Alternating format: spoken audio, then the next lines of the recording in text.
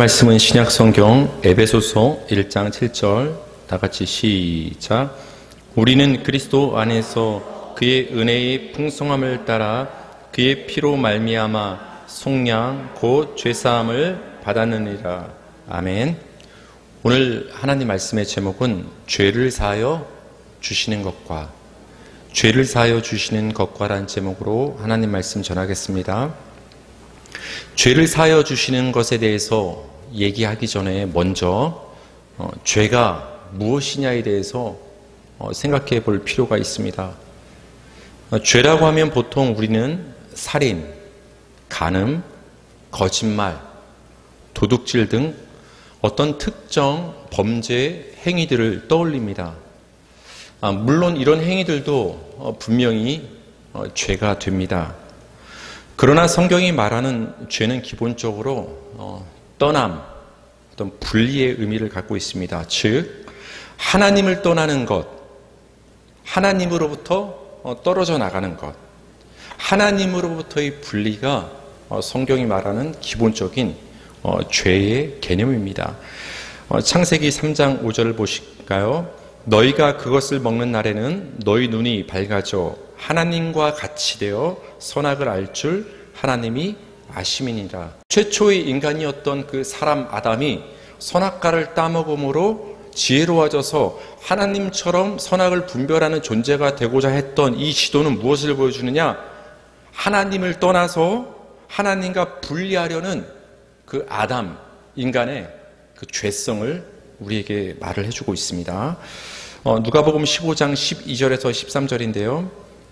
그 둘째가 아버지에게 말하되 아버지여 제산 중에서 내게 돌아올 분깃을 내게 주소서 하는지라. 아버지가 그 살림을 각각 나눠 주었더니 그 후 며칠이 안 되어 둘째 아들이 재물을 다 모아가지고 먼 나라에 가 거기서 허랑방탕하여 그 재산을 낭비하더니. 여러분, 탕자는 죄인입니까? 죄인이 아닙니까? 그럼 왜 죄인으로 여러분은 판단을 하십니까? 그렇죠. 제가 이미 다 힌트를 드렸기 때문에 여러분은 정답을 말씀을 하셨는데, 하나님을 떠났기 때문에, 아버지를 떠났기 때문에 그게 죄인 것이죠. 근데 우리는 전통적인 윤리 도덕적 개념에서 탕자를 바라봐서 창기와 놀아났기 때문에, 여기 끝에 단어가 나오죠. 허랑방탕했기 때문에 죄인이다. 우리는 어떤 행위에 초점을 맞추고 탕자는 분명히 굉장한 죄인이었을 것이다 라고 생각을 합니다. 그러나 성경이 말하는 근본적인 죄의 개념에 대입시켜보면 탕자가 죄인인 이유는 아버지와 분리되었기 때문에, 아버지를 떠났기 때문에 죄인이라는 거예요. 자기 분깃을 가지고 떠났다는 것은 이제 아버지의 힘이 아니라 아버지로부터 독립하여 내 힘으로 살아가겠다라는 거예요. 그래서 어디에 갔다고 했죠? 먼 나라에 갔다. 고향 땅 아버지로부터 분리된 단어가 바로 먼 나라라는 거예요. 이게 성경이 말하는 죄라는 거예요. 누가복음 15장 18절. 그래서 훗날 탕자가 돌아올 때, 회개할 때 이런 고백을 합니다. 누가복음 15장 18절 다 같이 시작. 내가 일어나 아버지께 가서 이르기를 아버지 내가 하늘과 아버지께 죄를 지었사오니. 여러분, 지난날 이 탕자가 이방 땅에 가서 얼마나 호랑방탕하게 죄를 많이 지면서 살았겠어요. 근데 아버지께 돌아와서 탕자가 뭐라고 고백하냐? 내가 누구께 죄를 지었사오니? 아버지께. 죄는 아버지와의 관계에서 발생하는 게 죄예요. 하나님과의 관계에서 발생하는 게 성경이 말하는 죄라는 거예요.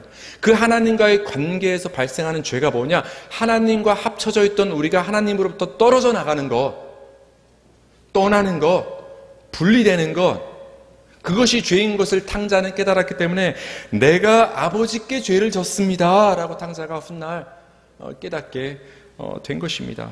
이렇게 죄는 근본적으로 하나님을 떠나서 하나님과 분리되는 것이 죄인 것입니다. 그렇기 때문에 윤리도덕적으로 아무리 깨끗한 법을 어기지 않는 삶을 산다 할지라도 그 인생이, 그 영이 하나님을 떠나 있으면 그것은 죄가 되는 거예요. 인간이 죄성을 가지고 태어난다는 말은 인간에게는 하나님을 떠나려 하고 자꾸만 하나님으로부터 분리하려는 본능이 인간에게 있다라는 거예요. 여러분을 그냥 하나님이 붙잡고 있으니까 하나님 앞에 와서 예배드리고 하나님을 믿는 것이지, 하나님이 여러분을 놓아버리면 여러분의 본성대로 여러분은 말리지 않아도 하나님을 누구나 다 떠나게 되어 있는 거예요. 인간은 본성상 하나님과 분리되려는 본성이 인간에게 있다라는 거예요. 그 본성을 거스르고 우리가 하나님께 붙어 있을 수 있는 것은 하나님이 우리를 붙잡고 있는 그 은혜가 있기 때문에 우리가 하나님을 믿게 된다라는 거예요. 인간에게는 하나님을 떠나려는 본성, 하나님과 분리되려는 본성이 있다는 거예요. 이게 죄성이라는 거예요. 어떤 특정한 범죄를 저지르는 것이 죄성이 아니라 하나님과의 관계에서 그 하나님과 떨어져 나가려는 그 인간의 본성, 그것이 바로 죄가 된다는 것입니다. 이것을 이사야 성경은 우리에게 잘 얘기를 해주고 있습니다. 이사야 55장 6절, 우리는 다 양 같아서 그릇 행하여 각기 제 길로 갔거늘 여호와께서는 우리 모두의 죄악을 그에게 담당시키셨도다. 양은 목자가 인도하는 대로 가야 됩니다. 여러분의 목자 되신 하나님이 이끄시는 대로 여러분의 인생길이 열려지기를 바랍니다. 그런데 양한테는 어떤 습성이 있느냐? 목자가 제어하지 않으면, 몽둥이와 지팡이로 그 양들을 조절하지 않으면 자기 습성대로 제 갈 길로 가려는 습성이 양에게 있다는 거예요. 근데 우리 인간이 다 양 같아서 하나님이 내버려 두면 목자를 떠난 양처럼 자기 길로 가려는 습성이 있다는 거. 이게 죄의 본성이라는 거예요. 죄의 본성. 죄를 행위의 문제가 아니라 존재의 문제로 그래서 볼 필요가 있는 거예요. 하나하나를 하느냐 마느냐로 내가 죄인이다 아니다. 여러분, 그러면 우리는 반드시 실패합니다. 제가 지난날 이렇게 살았었어요. 청년 시절에 리스트를 만들었어요. 수십 가지 리스트를 A4지에 써가지고 출력을 했어요. 1번 뭐, 2번 뭐, 내가 지금 약한 거 이거를 지키고 끊어야 될 거, 그거 놓고 엄청 기도했어요. 그래서 그것을 어느 날 그 30개 정도 되는 항목을 다 끊어내고 내가 지키는 삶을 살 때 굉장히 마음이 뿌듯했어요. 그러나 시간이 흐른 후에 그 항목에서 어기는 것이 다시 똑같은 죄를 반복하는 나를, 행동들을 하는 나를 보게 되는 거예요. 그때 또 무너지는 거예요. 무너지는 거예요.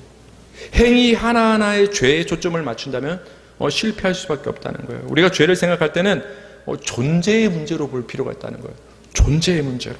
로마서 7장 17절 다 같이 읽겠습니다. 시작. 이제는 그것을 행하는 자가 내가 아니요 내 속에 거하는 죄니라. 사도 바울의 고백입니다. 내 속에 거하는 죄니라. 죄가 밖에 있어서 나를 유혹하고 나를 넘어지게 하는 게 아니라 내 속에 죄가 있다라는 거예요. 내 속에 죄가 거한다. 이거 쉽게 말하면 여러분 무슨 말인지 아십니까? 나란 존재 자체가 죄다라고 지금 고백하는 거예요. 죄와 나를 분리해서 생각할 것이 아니라 성경은 우리 존재 자체가 죄임을 얘기하는 거예요. 여러분 기분 나쁘실 수 있어요. 죄가 내 안에 들어와 있는 것까지는 내가 어느 정도 인정하겠는데 나란 존재 자체가 지금 죄라고 얘기하니까 굉장히 극단적으로 보이고 받아들이기 힘드신 분들도 있을지 모르겠어요. 그러나 우리가 죄를 정확히 진단하고 죄의 문제를 해결하기 위해서는 죄와 나를 분리해서 생각할 것이 아니라 나라는 존재 자체가 죄된 존재임을 아는 데서 죄사함은 출발하는 거예요. 시편 51편 5절인데요. 범죄한 다윗 왕의 고백입니다. 제가 읽어드릴게요.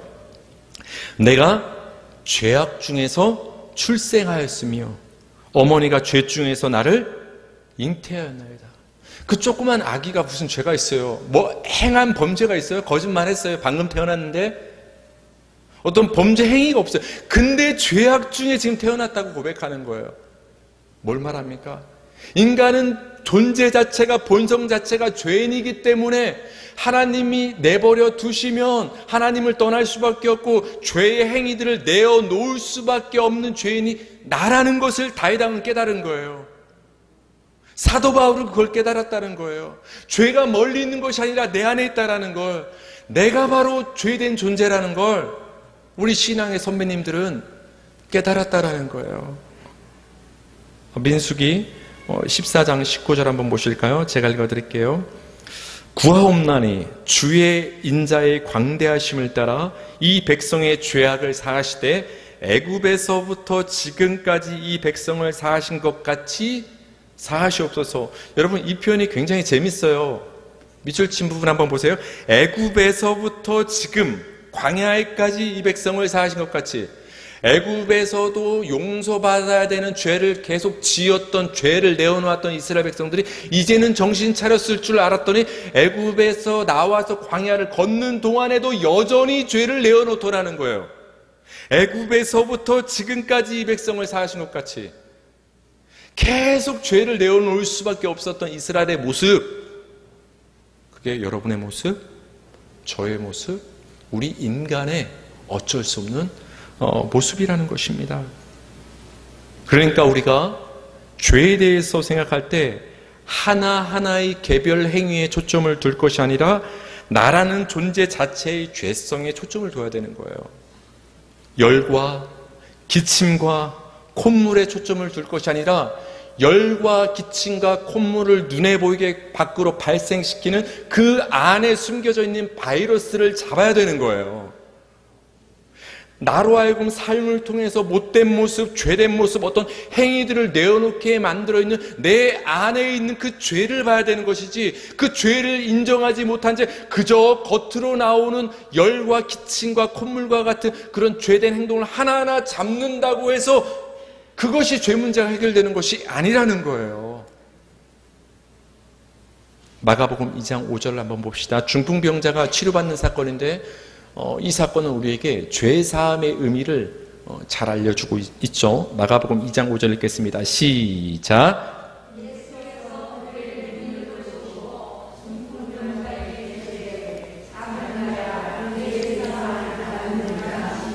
아멘. 중풍병자를 예수님께서 죄사함을 받았다 선언을 하시고 그 사람이 어떻게 되죠?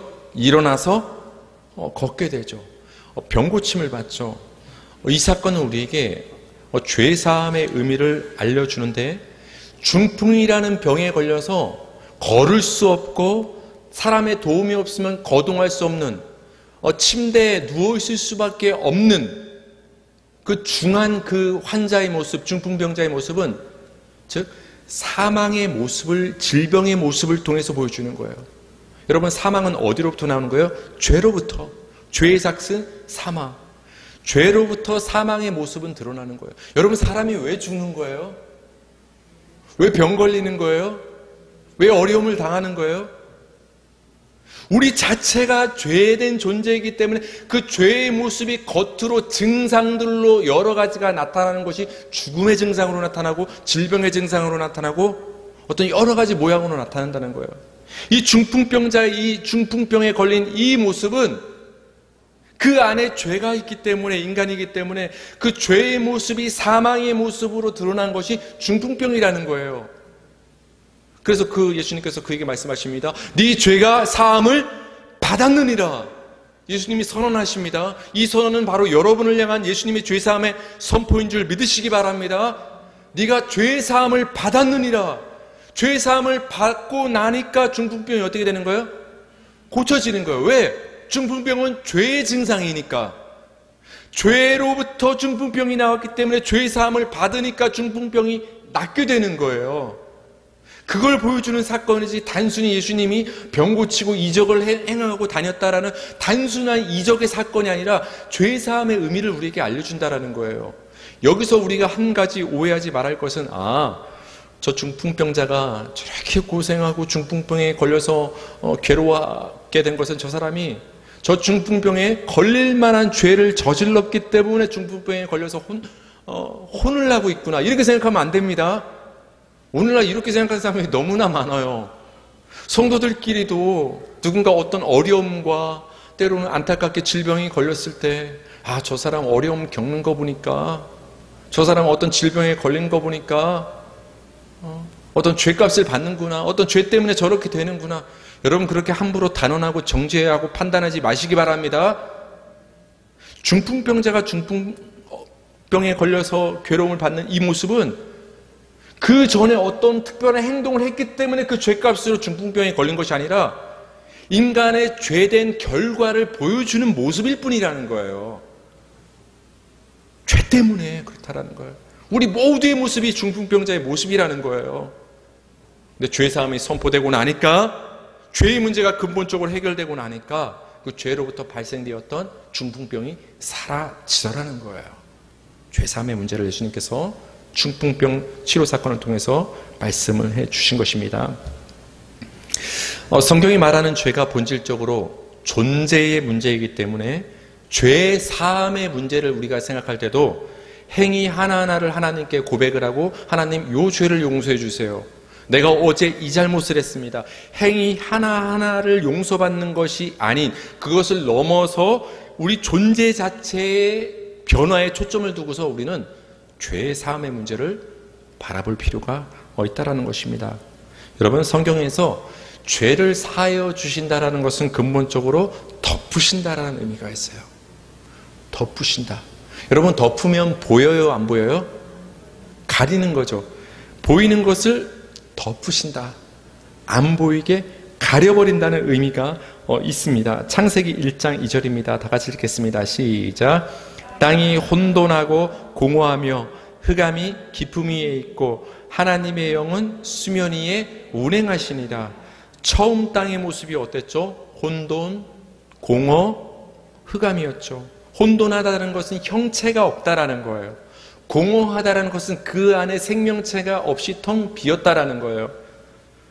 흑암이라는 것은 어둠, 생명이 없다라는 의미가 있는 것입니다. 그러니까 혼돈과 공허와 흑암의 이 처음 땅의 모습은 뭐냐? 사망의 모습을 보여주는 거예요. 그 사망의 땅은 누굴 가리키냐? 우리 인간의 모습이라는 거예요. 하나님이 개입하시기 전까지 인간은 내버려두면 그 자체가 사망의 땅이라는 거예요. 우리는 혼돈하고 무질서하고 우리 안에 생명이 하나 없고 하나님의 형상을 찾아볼 수조차 없는, 그것이 모두 다 파괴된 어둠에 거하는 그런 사망의 모습이 우리의 모습이라는 것입니다. 이렇게 사망의 땅 위를 누가 운행하시죠? 하나님의 영이 운행하십니다. 하나님의 영이 사망의 땅을 감싸시고 덮으시고 운행하시자 어떤 변화가 일어납니까? 텅 비었던 땅이 식물과 나무와 열매들과 동물들과 생물들로 가득하게 되는 거예요. 생명의 땅으로 바뀌는 거예요. 어둠의 땅이 빛의 땅으로 바뀌는 거예요. 혼돈했던 땅이 아름다운 형상을 갖춰가기 시작하는 거예요. 왜? 언제부터? 하나님의 영신 성령이 사망의 땅을 덮으시고 나서부터. 성령이 덮으시고 운행하시니까 사망의 땅이 생명의 땅으로 바뀌는 거예요. 여러분, 그럼 사망의 땅에서 사망은 무엇으로부터 나오는 거예요? 뭐의 결과라고 했죠? 죄의 결과. 그러니까 그 사망의 땅의 모습은 죄인의 모습인 거예요. 텅 비어있고 혼돈하고 흑암으로 가득 찼던 그 사망의 죽음의 땅의 모습은 바로 사망의 모습, 죄인의 모습, 우리의 모습을 창세기 천지창조를 통해서 보여주고 있다는 거예요. 그 사망의 땅을 성령이 덮으시니까, 운행하시니까 생명의 땅으로 바뀌었다. 이 말은 다시 말하면 어떤 의미가 있습니까? 죄인을 성령이 덮으시니까 죄사함을 받았다라는 죄사함의 의미가 이 창세기 1장 2절에 담겨 있는 거예요. 복음이 담겨 있다라는 거예요. 죄사함의 복음, 죄인을 덮으시는 하나님의 은혜가 담겨 있다라는 것입니다. 이렇게 죄사함에는 덮으심의 의미가 있습니다. 시편 85편 2절입니다. 다 같이 읽겠습니다. 시작. 주의 백성이 죄악을 사하시고 그들의 모든 죄를 덮으셨나이다. 여러분, 앞줄과 뒷줄을 한번 보세요. 같은 말인데 앞에서는 죄악을 사하시고 뒤에서는 모든 죄를 덮으셨다. 사하신다는 말은 무슨 말이다? 덮으신다는 말이구나. 같은 말을 두 번 쓴 거예요. 반복해서. 하나님께서 우리의 죄를 사하여 주신다는 것은 여러분의 죄를 덮어버리신다는 거예요. 안 보이게, 보지 않겠다라는 거예요. 뒤로 넘겨버리겠다라는 거예요. 그게 죄사함에 담긴 의미가 있다라는 거예요. 창세기 9장 23절 노아 홍수 후에 포도 농사를 지었던 노아가 그 포도를 다 먹고서 대낮부터 여러분 낮술을 먹으면 더 취하죠? 아시는 분만 아멘? 낮술 먹고 뻗었어요. 낮술 먹고 완전 널브러졌는데 술에 너무 취해서 그런지 아래 바지를 안 벗고 다 드러내고 이렇게 널브러져 있는 거예요. 그 모습을 자식들이 본 것입니다. 그래서 아버지 부끄러움, 노아의 부끄러움을 자식들 중에서 두 자녀가 가려주는 사건이 지금 기록되어 있는 것인데요. 창세기 9장 23절 다 같이 읽겠습니다. 시작. 셈과 야벳이 옷을 가져다가 자기들의 어깨에 메고 뒷걸음쳐 들어가서 그들의 아버지 하체를 덮었으며 그들이 얼굴을 돌이키고 그들의 아버지 하체를 보지 아니하였더라. 여기에는 여러분 죄사함의 의미가 들어있어요. 그 부끄러움이 드러난 아버지의 몸. 죄는 부끄러운 거예요. 여러분 에덴 동산에서 처음에 그 아담과 하와가 옷 벗고 다녔죠. 그러다가 어떤 죄를 깨닫고 난 다음에 갑자기 입으로 막 가리기 시작하죠. 부끄러우니까 가리기 시작하는 거예요. 죄는 부끄러움을 내어놓게 만듭니다. 가려버립니다. 아버지 하체를 옷으로 이 두 자녀가 가려주고 나니까 뒤에 아주 중요한 말이 나오는데요. 아버지 하체를 보지 아니하였더라. 왜? 덮었으니까. 이게 죄사함이라는 거예요. 덮음으로, 가림으로 보이지 않게 되는 것. 하나님의 여러분의 그 수많은 모든 죄를 덮으셨다라는 거예요. 다 덮어버리셨다라는 거예요. 그래서 안 보여요. 하나님도 안 보시기로 작정한 그 죄를 자꾸 여러분이 보면 왜 스스로 정죄하느냐는 거예요. 왜 자꾸 그 죄에 매여 있느냐는 거예요. 여러분의 모든 죄를 하나님이 다 덮으시고 가리신 줄 믿으시기 바랍니다. 이런 덮으시는 죄사함의 은혜가 여러분에게, 우리 성도에게는 주어진 것입니다. 그래서 시편 기자는 이렇게 고백을 했어요. 시편 32편 1절에 보니까 허물의 사함을 받고 자신의 죄가 가려진 자는 복이 있도다. 여러분, 죄가 가려진 여러분은 다 복 있는 자임을 믿으시기 바랍니다. 우리는 이미 죄가 가려지는, 덮어지는 죄사함의 복을 받은 자들이라는 거예요. 복 중에 복입니다. 가려지는 복. 누가복음 15장 22절을 한번 보실까요? 아버지는 종들에게 이르되 제일 좋은 옷을 내어다가 입히고 손에 가락지를 끼우고 발에 신을 신기라. 죄인이었던 둘째 아들 탕자가 돌아왔을 때 아버지가 하는 행동이 뭡니까? 그것 봐, 너 나를 떠나더니 꼴 좋다. 우린 보통 이런 말 많이 하죠. 근데 이 아버지가 하는 행동이 뭐냐? 그냥 안아주는 거예요. 왜 안아줬을까요? 동구 밖에서 아들이 언제 오나, 그 탕자가 돌아오나 기다리고 있던 그 연세가 많이 되신 그 아버지가 형체를 알아볼 수 없는 그 거렁뱅이 모습으로 돌아온 그 둘째 아들 탕자를 안아주는 거예요. 감싸는 거예요. 덮는 거예요. 지난날 네가 저 외국 땅에 가서 허랑방탕하고 네 형 말 맞다나 창기랑 놀아놓고 수많은 죄를 진 거 그거 나도 안다. 근데 나는 거기에 대해서 하나도 묻지 않겠다. 하나도 따지지 않겠다. 나는 그저 너를 덮는다. 너희 모든 죄를 덮는다. 그게 아버지의 안으심이에요. 하나님이 그렇게 여러분을 안아주시는 거예요. 그게 하나님의 사랑이에요. 하나님 앞에 나오시기 바랍니다. 하나님이 안아주시고 여러분의 부끄러운, 사람에게조차 말할 수 없는 모든 죄를 하나님은 보지 않으시고 덮어버리신다는 거예요. 이렇게 아버지의 그 포옹, 안음에는 덮으심의 그 죄사함의 의미가 있는데, 또 하나 그 아버지의 그 행동에 죄사함의 의미가 담겨 있는데, 그것이 무엇이냐? 옷을 입혀줬다라는 거예요.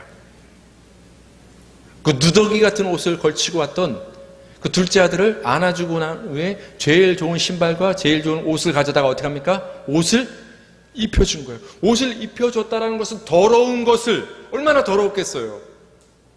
더러운 것을 보이지 않게 덮어주고 감싸줬다는 거예요. 지금 아버지는 아들에게 죄 사함의 은혜를 지금 주고 있다라는 거예요. 탕자를 대한 그 아버지의 모습을 통해서 하나님 아버지가 우리를 죄를 사하시고 용서하신다는 의미가 덮으신다는 의미라는 것을 우리는 알 수가 있는 것입니다. 여러분, 탕자의 행위가 바뀐 것이 초점이 아니라 아버지의 덮으심으로 탕자의 존재가 바뀌었다는 것이 초점이에요. 이 아들이 돌아와서 아버지께 뭐라고 말합니까? 아버지, 나를 뭘로 받아주세요? 아들로 받아달라고 했어요? 종으로 받아달라고 했어요? 종으로. 왜? 종으로만 살아도 먹고 살 수 있으니까. 저 타향살이에서 돼지 지엽 열매도 먹지 못해도 굶어 죽을 수밖에 없었던 내가 아버지 밑에서 종으로만 살아도 먹는 데 지장이 없으니까 종으로라도 받아주십시오. 이렇게 얘기를 했어요. 근데 안아주시고 옷을 입혀주심으로 아버지가 많은 사람 앞에서 뭐라고 선포합니까? 이 아들은 죽었다가 살아났다. 이 아들은 내가 잃었다가 찾은 아들이다. 많은 사람 앞에서 아들로 선포하고 있는 거예요. 여러분, 하나님께서 여러분을 세상 가운데서 우리 원수 마귀 앞에서 여러분을 하나님의 자녀와 아들과 딸들로 선포하신 줄 믿으시기 바랍니다. 그 선포의 의미로 옷을 입혀주셨다라는 거예요. 존재가 종에서 아들로 바뀐 거예요. 그러니까 죄사함은 이런 의미가 있는 거예요. 어떤 행위 하나하나를 내가 노력해서 그것을 끊느냐 안 하느냐, 그런 수준의 죄사함의 의미가 있는 것이 아니라 아버지의 덮으심의 은혜로 말미암아 종일 수밖에 없던 내가 아들이 되는 것, 그게 죄사함이에요. 그래서 죄를 사할 수 있는 권세는 아버지 하나님에게만 있는 거예요. 그래서 예수님께서 이 땅에 오셔가지고 중풍병자에게 죄사함을 받아서 선포하니까 이 바리새인과 유대인들이 깜짝 놀란 거 아닙니까?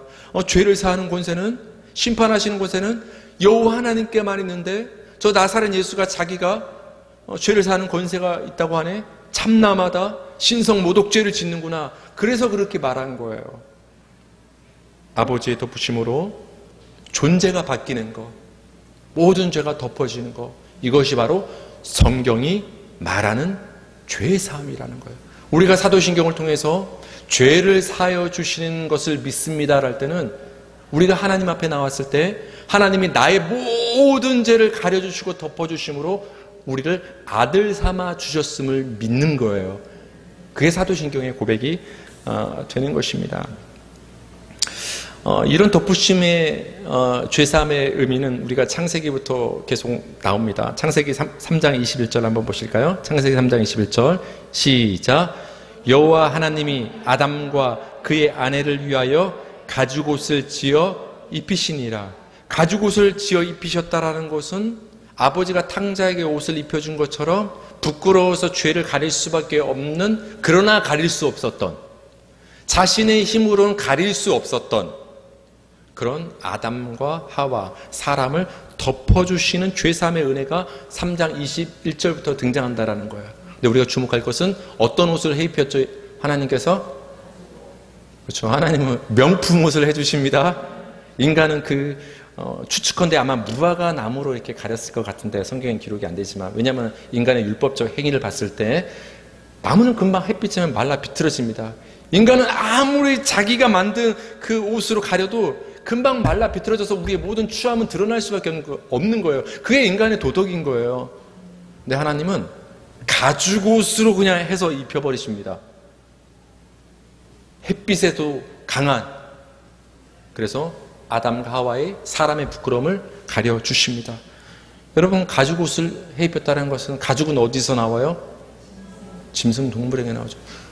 누군가 어떤 짐승의 희생이 있었다는 걸 암시하고 있는 거예요. 누가 희생당하셨죠? 어린 양이신 예수 그리스도의 희생으로 우리가 옷 입힘, 죄사함을 받았다라는 거예요. 갈라디아서 3장 27절입니다. 시작. 누구든지 그리스도와 합하기 위하여 침례를 받는 자는 그리스도로 옷 입었느니라. 아멘. 여러분 모두는 그리스도 예수로 옷 입으신 줄 믿으시기 바랍니다. 아버지가 탕자에게 입혀주신 옷은 예수를 입혀주신 거예요. 그 예수라는 옷을 보고 용서해 주시는 거예요. 여러분이 어떻게 살았기 때문에 하나님이 여러분을 감싸주시고 용서해주신 것이 아니라 예수가 여러분을 덮고 있기 때문에, 예수란 옷이 여러분을 입혀져 있기 때문에, 여러분의 모든 죄를 예수란 옷이 가려버렸기 때문에 하나님이 여러분의 죄를 보지 않으시는 거예요. 그게 성경이 말하는 죄사함이라는 거예요. 가리는 은혜, 덮으시는 은혜. 죄사함의 이제 두 번째 의미를 살펴볼 것인데, 신약에서는 사함을 받는다는 의미로 사용되는 단어가 등장을 합니다. 이 단어가 아피에미라는 단어인데, 이것은 어떤 의미냐? 지금의 자리에서 노임을 받다. 지금 내가 처한 상황에서 풀려나다. 지금 내가 뭔가 법적으로 반드시 해야만 하는 어떤 법적인 의무에서 자유롭게 풀려나다. 이렇게 노임을 받다라는 의미가 사함을 받다라는 의미가 갖고 있는 근본적인 의미입니다. 바로 죄의 자리, 죄의 종의 상태, 그래서 죄값을 치러야만 하는 상황에서 우리가 노임을 받아서 자유함을 얻게 되는 것이 바로 죄사함이 갖는 또 다른 의미가 된다라는 거예요. 그래서 우리가 찬송가가 268장에서 뭐라고 찬양을 했죠? 죄에서 자유를 얻게 함은, 죄에서 노임을 받았다라는 거예요. 죄에서 사함을 받았다라는 표현이 되는 거예요. 노임을 받는 거, 풀려나는 거, 그것이 죄사함이 갖는 의미가 되는 것입니다. 마태복음 18장 24절입니다. 다 같이 읽겠습니다. 시작. 결산할 때 10,000달란트 빚진 자 하나를 데려오매. 10,000달란트 빚 굉장히 많죠. 여러분, 빚은 사람을 억누릅니다. 근데 이 10,000달란트 빚이 얼마나 큰 빚이냐면은 몇 년을 우리가 갚아야 된다는 빚이라고 했죠. 얼핏 따져봤을 때 정확하지 않을 수도 있지만 하루 노동자 품삯을 기준으로 달란트를 그 당시 환산을 했을 때 20만 년을 일해서 갚아야 되는 돈이 10,000달란트예요. 여러분, 20만 년 사시기를 바랍니다.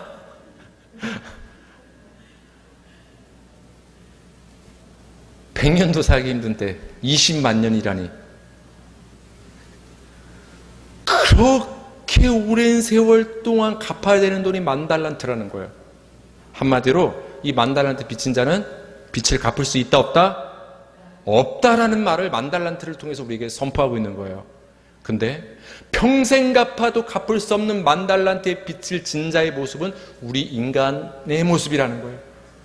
평생 갚아도 우리는 우리의 죄의 빚을 갚을 수 없는 중한 죄인 중에 죄인이라는 거예요. 우리 모두가 10,000달란트 빚진 죄인이라는 거예요. 이 죄값을 우리 스스로 치를 수 없다라는 거예요. 여러분, 죄값을 치려면 어디 들어가야 돼요? 옥에, 감옥에 들어가야 되죠. 평생 갚아도 영원히 갚을 수 없는 죄값이 10,000달란트이기 때문에, 그래서 지옥은 영원한 거예요. 영원히 갚을 수 없기 때문에, 우리 사람의 힘으로는. 마태복음 18장 27절입니다. 제가 읽어드리겠습니다. 그런데 굉장히 놀라운 일이 발생을 하죠. 그 종의 주인이 불쌍히 여겨 놓아보내며 그 빚을 어떻게 주었더니? 탕감하여 주었더니. 주인이 10,000달란트의 빚을 탕감해 줬다고 했을 때, 이 탕감해 줬다라는 단어가 아까 설명했던 놓아주다, 노임을 받다라는 그 아피엠이란 죄사함의 의미가 여기에 그대로 사용되어 있어요. 빚을 탕감해 주었더니, 이 말은 빚을 사해 줬더니. 그럼 여러분, 여기서 이 빚을 어떤 단어로 바꿀 수 있을까요? 죄로 바꿀 수 있는 거예요. 10,000달란트 빚은 10,000달란트 죄가 됐다는 거예요. 빚을 탕감해 줬다란 말은 죄를 사해 줬다라는 거예요. 그리고 나서 이 죄인이 어떻게 됩니까? 이 빚진 자가 풀려나게 되는 거예요.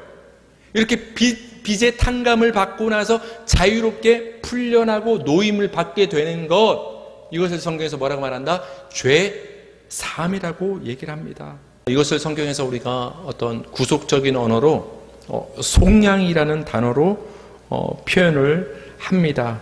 이 속량에 대해서 바울은 이렇게 얘기를 합니다. 에베소서 1장 7절 다 같이 읽겠습니다. 시작. 우리는 그리스도 안에서 그의 은혜의 풍성함을 따라 그의 피로 말미암아 속량 곧 죄사함을 받았느니라. 아멘. 죄사함이 뭔지 알겠죠? 앞에 설명이 되어 있죠. 속량 곧 죄사함. 아, 죄사함은 속량을 받는다는 뜻이구나. 속량이 뭐라고 했어요? 어떤 값을 치르고 속전을 치르고 노예 신분, 종의 신분으로 있던 자를 어떤 값을 치르고 그 노예를 사서 자유롭게 해방시켜 놓아주는 것, 그걸 속량이라고 하는 거예요.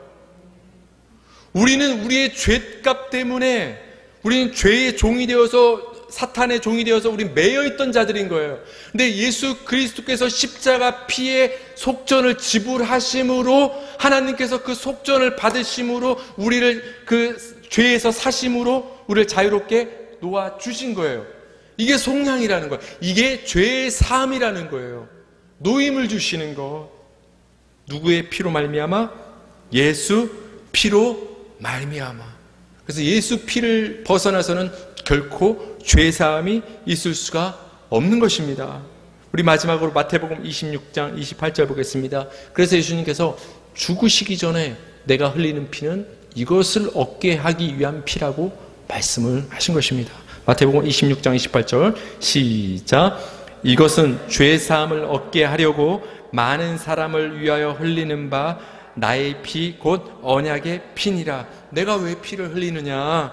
죄사함을 얻게 하려고. 다시 말하면 내 피값을 속전으로 드림으로 죄에 묶여서 종노릇하던 여러분을 놓아주려고, 자유롭게 하려고, 죄사함을 주려고, 그래서 내가 십자가에서 피를 흘리게 된다라고 예수님께서 말씀을 해 주시는 것입니다. 이처럼 죄사함은 예수 그리스도의 피로 말미암아 죄에 매여서 종노릇하던 우리가 노임을 받고 풀려나 자유인이 되는 것을 성경에서 말하는 죄사함의 의미가 되는 것입니다. 죄를 사하여 주시는 것과 우리는 존재 자체가 우리 힘으로 도저히 해결할 수 없는, 우리 힘으로 도저히 갚을 수 없는 죄인임을 믿는 것입니다. 이것을 믿는 것이 출발점이 된다는 것입니다. 이런 우리의 죄가 어떻게 해결됐느냐? 우리의 죄를 덮으시는 그 하나님의 덮으심의 은혜와 예수님의 십자가 속량의 은혜로 완전히 사함을 받았음을 믿는 것입니다. 이것이 바로 죄를 사하여 주시는 것을 믿습니다라는 사도신경의 고백 속에 담긴 의미가 되는 것입니다.